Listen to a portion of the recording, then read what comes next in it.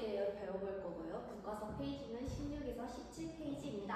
방금 나눠준 학습 활동지를 오늘 수업이 끝나기 전에 짝꿍과 함께 완성할 거니까 수업에 집중해야겠죠. 간단한 퀴즈를 통해서 지난 시간에 배운 내용을 잠깐 확인해보고 갈까요? 지난 시간에 배운 내용을 한번 같이 채워봐요. 회계상 자산은 부채 플러스 자본, 우리는 이것을 무엇이라고 한다고 했죠? 네, 맞아요. 회계 등식 맞죠?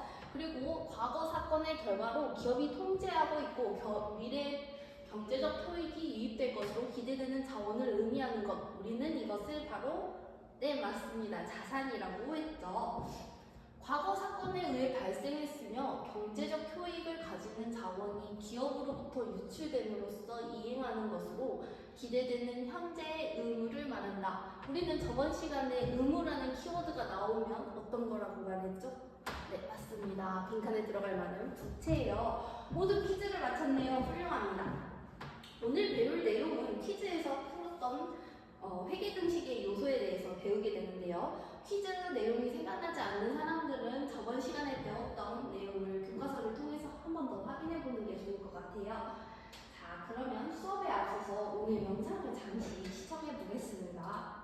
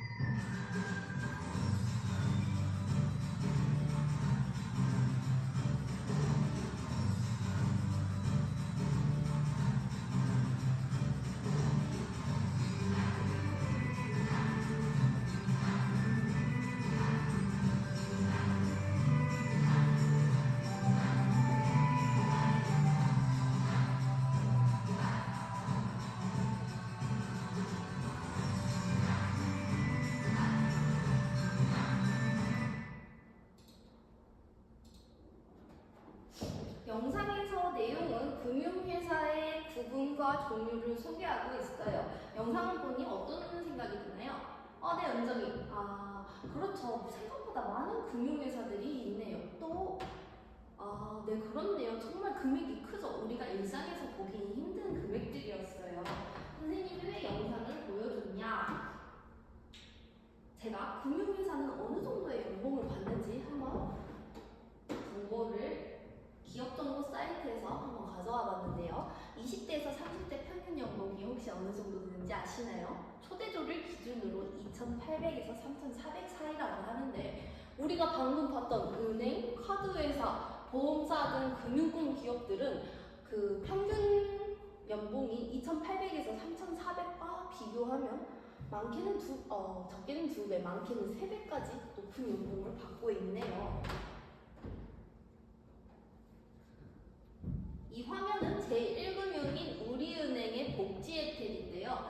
임병휴직이라고 하는 것은 우리가 아파가지고 휴가를 쓰는 걸 말하는데 여직원과 남직원도 출산휴가라고 해서 육아를 할 수 있는 휴가를 주는데 이게 총 4년이나 되네요. 연차는 15일 이내에 사용할 수 있는 1년간 15번의 연차를 지원하고 임병휴가, 또 특별휴가, 자기개발휴가, 출산휴가, 생리휴가 등을 지원한다고 하네요. 또 본인 이삿날이나 결혼기념일에도 휴가를 지원하는 혜택을 준다고 해요. 또 다른 복지를 한번 살펴볼 건데요. 혹시 워라밸이라고 하는 단어를 아시나요? 워라밸은 일과 삶의 밸런스를 말하는데 9시 출근, 6시 퇴근이 아니라 원하는 시간에 출퇴근을 하는 유연근무제 복지 혜택이 있다고 해요. 또 보면 복지카드, 경조금 이런 건 우리가 흔히 말하는 회사의 보너스랍니다. 그리고 MBA 파견제도라고 하는 것도 있는데 이것은 경상대 학생들이 대학원에 가는 것을 지원해주는 혜택들이에요. 왜 이 혜택을 소개했느냐? 이렇게 고액 연봉과 복지가 좋은 회사에 가려면 우리가 어떤 자질을 갖춰야 할까? 선생님이 채용 우대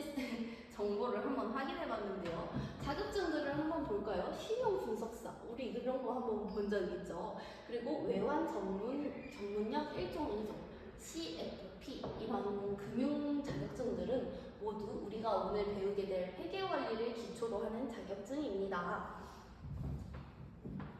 자, 그러면 더 나은 근무 환경과 취업을 위해서 오늘도 즐겁게 회계 공부를 시작해 볼까요? 오늘 배울 내용은 거래의 이중성과 장부 기록의 파악입니다. 학습 목표를 크게 다 함께 읽어볼까요?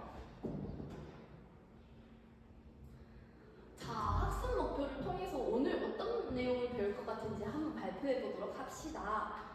은정이 그렇죠. 계정과 계정 과목이 무엇인지 배울 것 같네요. 수혁이는 거래 판례서를 적용하는 방법에 대해서 배울 것 같다고 했는데, 자, 그러면 오늘 수업을 통해서 여러분이 유추한 내용이 맞는지 확인해 보도록 할까요? 먼저 계정이란 무엇일까요? 그림에서 보면 우리가 지난 시간에 배운 회계 등식의 요소, 그리고 방금 퀴즈를 통해서 배웠던 확인했던 회계 등식의 요소, 자산, 부채, 자본, 수익, 비용이 있고, 그 밑에는 우리가 왼쪽의 차변, 오른쪽의 대변이라고 부른다고 했는데, 이 원리에 따라서 감소, 증가 이런 내용들이 적혀 있어요. 이는 등식 요소의 성질에 따라서 기록하게 된다는 것을 의미하는데요. 자, 지난 시간에 배웠던 자산, 부채, 자본, 수익, 비용의 증감이나 발생, 이것을 차변이나 대변으로 구분하여 기록하기 위해서 사용하는 항목의 이름, 이것을 우리는 바로 계정이라고 한답니다. 지난 시간에 배웠던 대표적인 요소들을 한번 가져와 봤는데요. 자산에는 맞아요. 현금, 당좌예금, 상품 이런 것들이 있다고 했죠. 그리고 부채, 우리가 갚아야 할 돈이라고 생각하면 된다고 했죠. 이렇게 항목들이 모두 계정이라고 하는 것들입니다.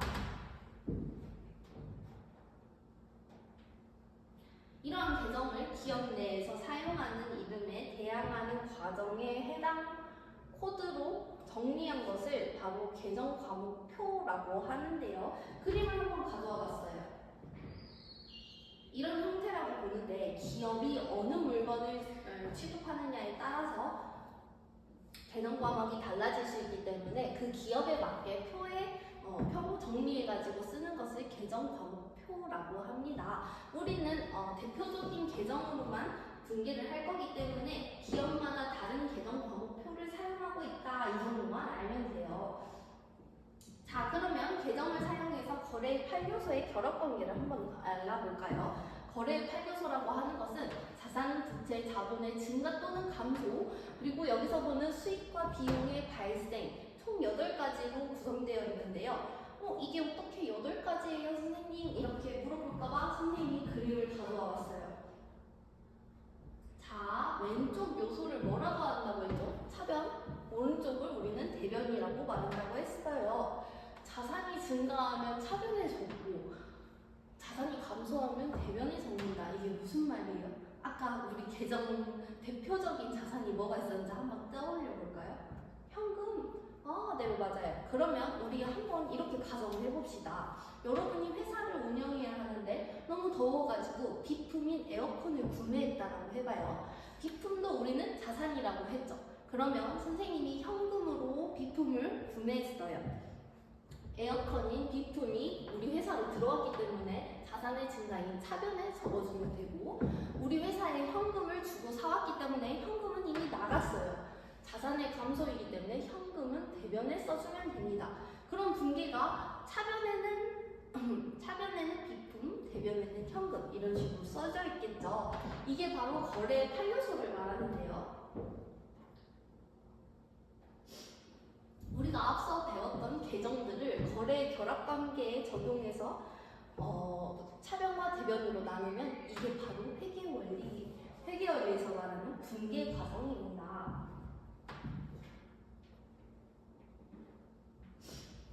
아까처럼 증가한 자산을 차변에 적어주고 감소한 자산을 대변에 적어준다. 이게 바로 계정과 거래의 결합관계를 말하는 거예요. 자, 그러면 오늘 배웠던 내용을 바탕으로 짝꿍과 함께 나눠진 학습활동지를 완성할 건데요.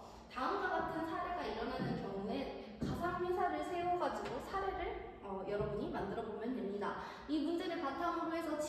선생님한테 또 퀴즈를 내고 여러분이 정답을 알려주어야 하기 때문에 사례와 정답까지 학습지에 완성해 주시면 돼요. 어떻게 하는지 선생님이 먼저 사례를 가져와 봤어요. 선생님은 컴퓨터 부품 회사를 한번 차려보려고 합니다. 컴퓨터 부품 회사에는 어떤 게 자산이 될 수 있을까요? 그렇죠. 판매를 목적으로 하는 상품, 마우스, 키보드, 모니터 이런 것은 바로 상품이라고 하는 자산에 해당되겠죠.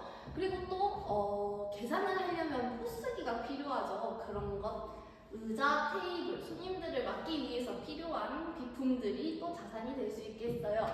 컴퓨터를 부품을 이제 판매를 했을 때 차량으로 고객에게 배달을 해주려면 트럭도 한 대 필요하겠죠. 영업용 승용차도 하나 필요할 것 같아요. 우리 컴퓨터를 사주세요 하고 영업을 가야 하니까 그것을 우리는 계정 과목 차량 운반부라고 한다고 했죠. 결제를 대금받을 때는 당좌예금이나 현금으로 받아야 하니까 이것도 자산이 될 수 있겠네요. 그리고 부채는 어떤 게 있을까요? 상품을 판매하기 위한 상품을 구매한 다음에 우리가 외상 거래를 할 수 있으니까 외상 매입금. 그리고 비품 같은 것도 이제 외상으로 사올 수 있으니까 미지급금, 먼저 받은 돈 이런 것들은 부채가 될 수 있겠죠. 그리고 자본금은 우리 회사에 투자된 돈이지만 여러분은 자본금까지는 입력하지 않으셔도 되고요. 자산, 부채, 수익, 비용만 찾으시면 됩니다. 수익은 또 뭐가 있을까요? 상품을 판매한다라고 하는 게 우리 회사의 이제 수익이 되겠죠. 마우스나 키보드, 모니터를 판매하면 상품 매출이라고 하는 수익이 발생할 거예요. 그리고 비용, 우리는 사무실 임대료를 낼 수도 있고 직원들을 위해서 회식을 해줄 수도 있으니까 복리후생비, 또 탕비실 용품이나 A4 용지를 사야 하는 경우가 있으니까 소모품비 이런 비용들이 발생할 수 있겠죠. 그래서 사례를 한번 가져와 봤어요. 아까 봤던 이 사례들 중에서 어떤 게 해당되는지 잘 생각하면서 선생님이 만든 사례를 한번 지켜볼게요. 고객에게 10,000원짜리 마우스를 판매하고 대금을 현금으로 받았다. 10,000원짜리 마우스는 우리 회사에서 상품이기 때문에 자산에 해당하는 게 맞죠. 네, 그렇기 때문에 자산이 감소했기 때문에 대변에 위치해 줍니다. 그리고 현금으로 받았기 때문에 현금 자산이 증가해서 차변으로 입력해주면 되는데요. 분계 정답 1번에 현금 차변에 10,000원, 대변에 상품 10,000원. 그럼 차례 2번을 읽어볼까요? 판매할 모니터를 거래처에서 500,000원에 구매하고 대금은 외상으로 거래했다. 판매할 목적으로 가져온 모니터는 상품이 되겠죠. 상품이 증가했기 때문에 차변에 상품, 그리고 대금을 외상으로 거래했다. 부채가 생겼기 때문에 대변. 그러면 정답 2번 분계를 볼까요? 상품 500,000원 차변, 외상 매입금 500,000원 대변에 위치됐습니다. 또 사례 3번을 볼까요? 건물주에게 사무실 월세 300,000원을 당좌예금으로 입금했어요. 비용이 발생했죠. 월세, 임차료라고 하는 비용이 발생했기 때문에 차변, 그리고 당좌예금인 우리 자산이 나갔기 때문에 대변에 300,000원을 적어주면 됩니다. 자, 이 내용을 바탕으로 해서 지금부터 짝꿍과 함께 10분 동안 학습 활동을 해볼 거예요. 그리고 이제 발표를 할 거니까 정답까지 완성해 주시면 됩니다. 발표해보고 싶은 친구 있나요? 자, 모두 주목해 주시고 발표하는 친구 거 문제를 우리 다 함께 분계로 풀어야 하니까 집중해 주세요. 과일 가게에서는 또 과일들이 여러 가지 상품이 될 수 있겠네요. 그 상품들이 증가하고 감소함에 따라서 분계를 아주 잘 만들어준 것 같아요. 여러분 모두 우리 훌륭한 사례가 나와가지고 참 뿌듯합니다.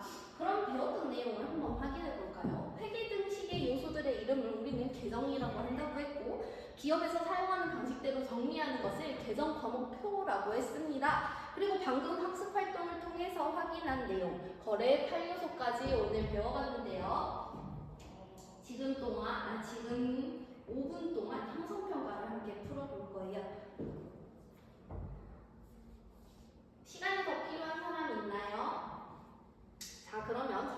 같이 확인해 보겠습니다. 네, 형성평가지의 기억 이윤에 들어갈 말 어떤 거죠? 네, 맞죠. 계정과 계정 과목표라고 했어요. 정답 2번 맞습니다. 그리고 거래의 결합 관계로 옳지 않은 것 정답 5번이죠. 왜 5번이라고 생각했어요? 비용의 발생 어디라고 했죠? 네, 차변이고요. 수익의 발생 대변이죠. 근데 5번에서는 반대로 적혀 있네요. 자, 여러분 모두 모두 훌륭합니다. 우리 모두 문제를 맞췄으니 학습 목표에 도달했다고 할 수 있네요. 오늘 배운 회계 원리 중 차변과 대변의 발생 요소는 꼭 원인과 결과를 말하는 인과관계를 보는 것 같지 않았었나요? 미국의 배우이자 작가인 벤스타인은 인생에서 원하는 것을 얻기 위한 첫 번째 단계는 내가 무엇을 원하는지 결정하는 것이다 라고 말했어요. 선생님이 왜 갑자기 이런 명언을 가져왔느냐? 한 가지 일이 발생했으니까 다음 일도 발생하는 것을 우리는 잘 찾았죠. 여러분이 오늘 배웠던 내용처럼 먼저 하고자 하는 것을 찾은 다음에 다음 행동을 결정하면 훨씬 더 쉬운 길이 열리게 될 것입니다. 단순한 회계가 아니라 우리 일상에도 한번 적용해가지고 여러분들이 하고 있는 일이 어떻게 또 될 수 있는지 같이 생각해봤으면 정말 좋겠습니다. 자, 우리는 다음 시간에 거래의 종류와 거래의 이중성, 대차 평균의 원리를 이어서 배워보도록 할 건데요. 질문이 없다면 오늘 수업을 마칠 건데 혹시 질문이 있는 친구가 있나요? 그러면 모두 수고하셨습니다. 책을 한번 본 다음에 복습해도 좋고 질문이 있는 친구는 알아서 물어봐도 돼요.